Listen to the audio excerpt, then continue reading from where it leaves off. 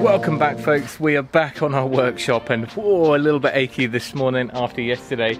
Today's big challenge is to get that ridge beam planed up, shaped and lifted up onto here. That's our very last timber to get in. So if we thought these were quite a challenge, next challenge is this.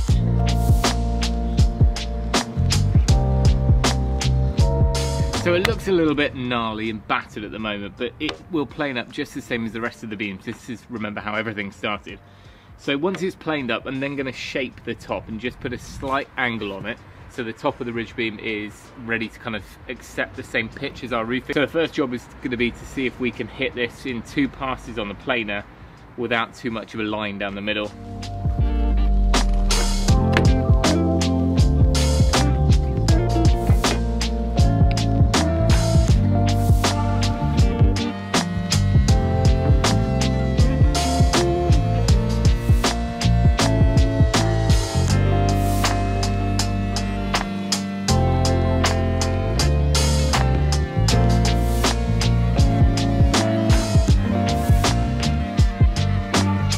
I'm not going to go any further on the top there. I could do several more passes and get it completely perfect, but actually I've still got to cut that pitch on the top anyway. So we're going to move on to the big sides now, the bellies.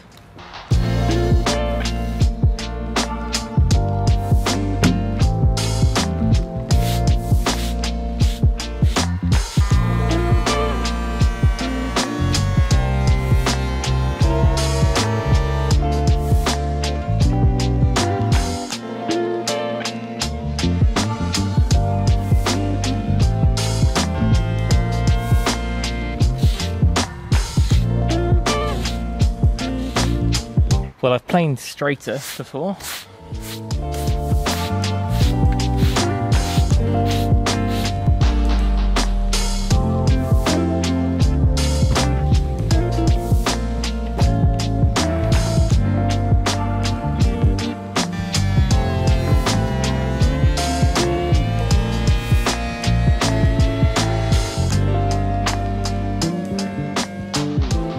Well, I never thought that would work. Every time I've tried that before on like a wide sleeper using a narrower planer, there's always a line down the middle, or they don't match up, or something goes, you know, tipping. But it's pretty much as if I've hit that with a 12-inch planer. That top side's really nice, and that's going to be our bottom eventually. Last belly to do.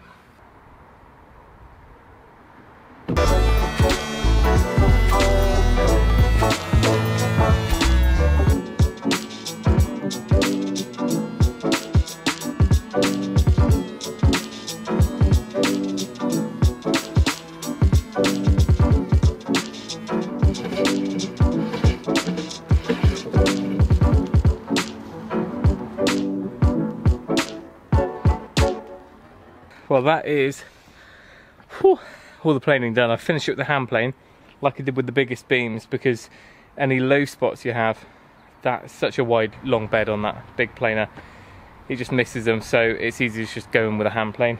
So now I need to decide whether we're going to go ahead with the idea of planing that kind of peak on the top of this beam. It's just angle critical, so I need to go and mock it up on SketchUp, just make sure I get that right. What it means is that when we put the roofing panels on, they've got a flat underside. They need a bit of a bed to sit on, otherwise they'd be just resting on the corner. So we want, I mean, I think they say 65mm is what the spans are based on. It turns out that the span for the product we're using is absolutely fine for the distance, so my concerns there are not an issue anymore, but the spans are always based on that bed. So bearing in mind that this is a 125mm wide beam, or a little bit over that actually, it gives us that 65. So that is what we need to do. So we'll go and work out the angle, plane it up, and then we'll lift it. What I'm going to do is I've got a bit of 9mm ply. I'm going to use that to mark a line all the way along. No, it'll be this side, all the way along. And then I'm going to plane down to that, because it really is not enough for a circular saw.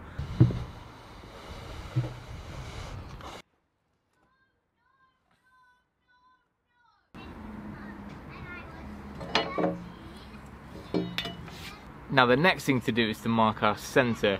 This end, or the ends of the beam, are about 125mm. The majority of it is about 130. Therefore, it's not the easiest thing to mark up, but I have seen plenty of viral Instagram videos of basically a centre finding jig. So let's try and make one of those up.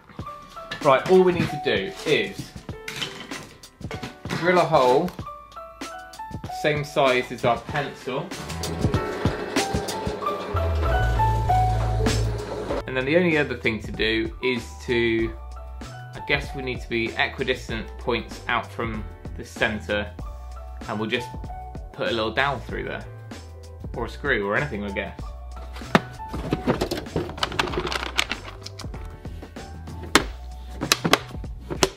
We don't want all that falling out, otherwise that would be homeschool for the afternoon.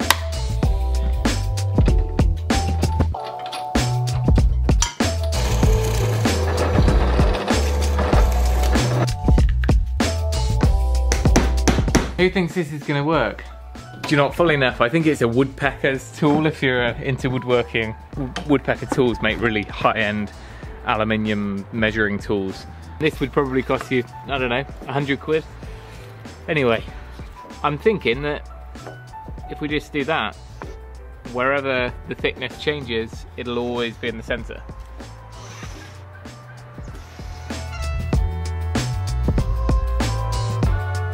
$64. We've gone and done it. Love a jig.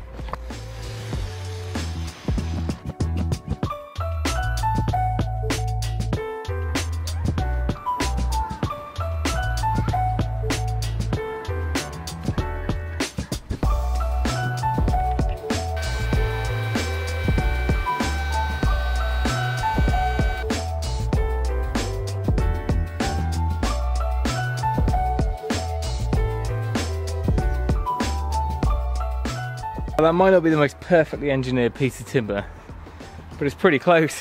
We're 8mm down, or 9mm down. I'm going to go and just fine tune it a little bit with the hand plane now, just to take us down that last mil and make sure that our centre is still where we want it.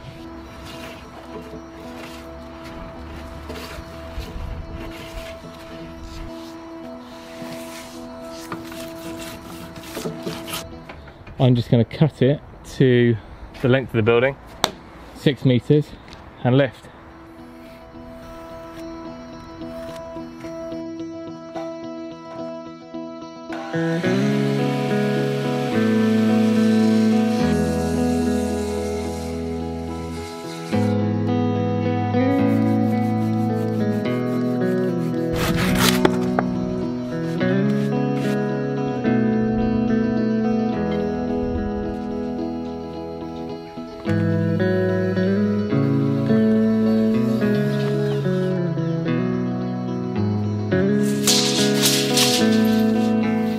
I'm thinking this is probably a good one to triple check our measurement before we cut it. Don't fancy buying another one.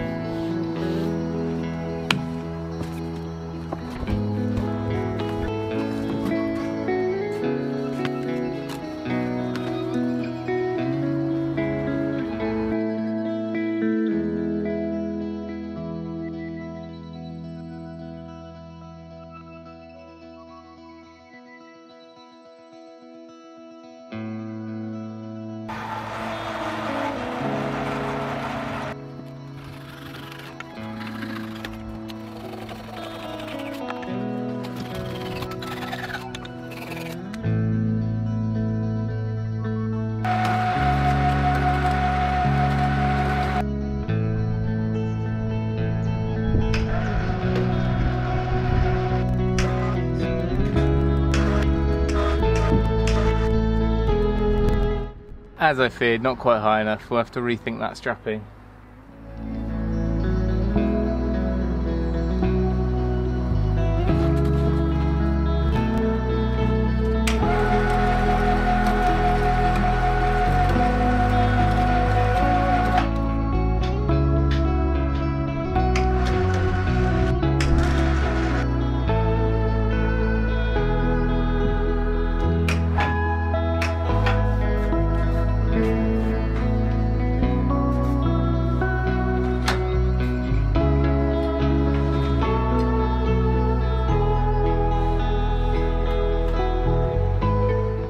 Well, we've got a ridge beam. It's up, it's safe, it's secure and flat. Now I'm gonna move the scaffolding away.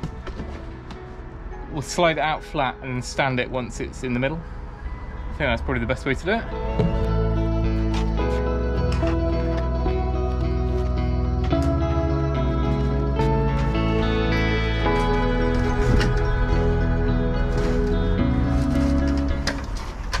It's gonna be easier said than done.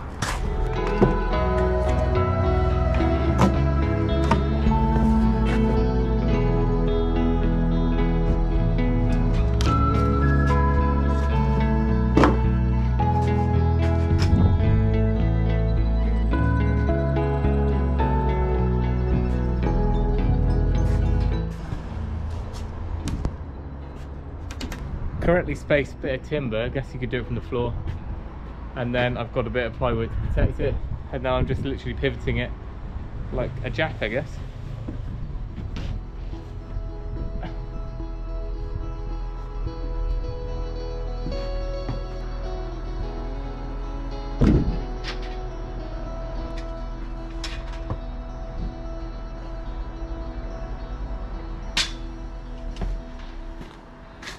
So perhaps my shoulder could have done the same thing and walked it along, but never mind. We're all like a hack. So you know how I've been saying that I've only got one roof timber? Well, this is it. Everything will be from basically spanning this down to the beams at the plates, wall plates. So the only low spot in the whole building is this. So I don't know what that is. Yes, I do. It's 2.1. It's the same as the top of the beams. But apart from that, we've got a 2.4 meter internal ridge, so I can't even touch it. It's kind of like the same as an internal room in a house. So if you use your imagination, we're going to have a white cladded ceiling, pitched, falling from the top of this ridge down to the eaves on both sides, and this will remain completely exposed. On here will be dust extraction, power, cameras, lighting, everything else that's needed. And same on the other side. We've got to go around the whole building and do a chamfer on all the edges, do a nice bit of routing, and that's it. So I'm kind of thinking we've done what we said we were going to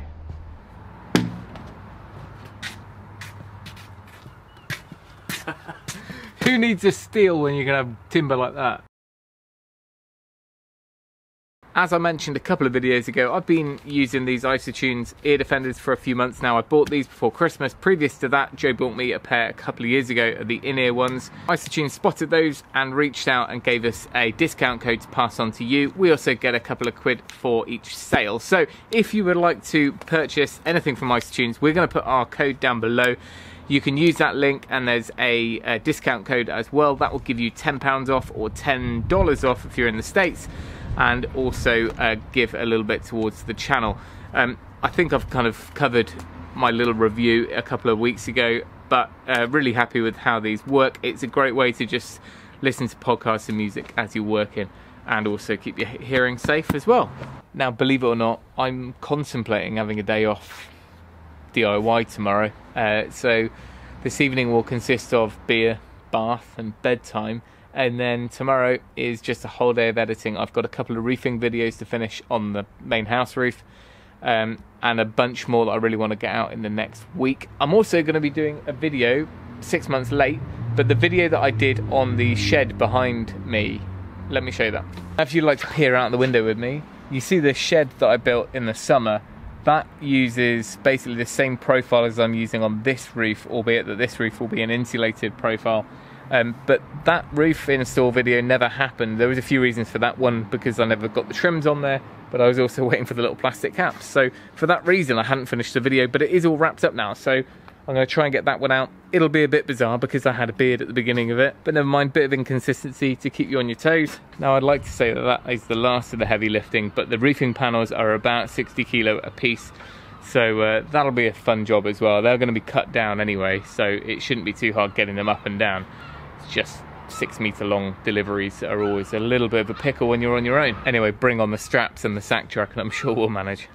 Anyway, as the sun goes down on another good solid day of DIY, I just want to say another huge thank you to everyone from Patreon to Instagram to here on YouTube. We've had loads of good comments, suggestions, support over the past few weeks, and it's great. It's keeping us going. So hope you enjoyed that one. Thank you for watching. Remember, if you can, do it yourself, and we'll see you next time.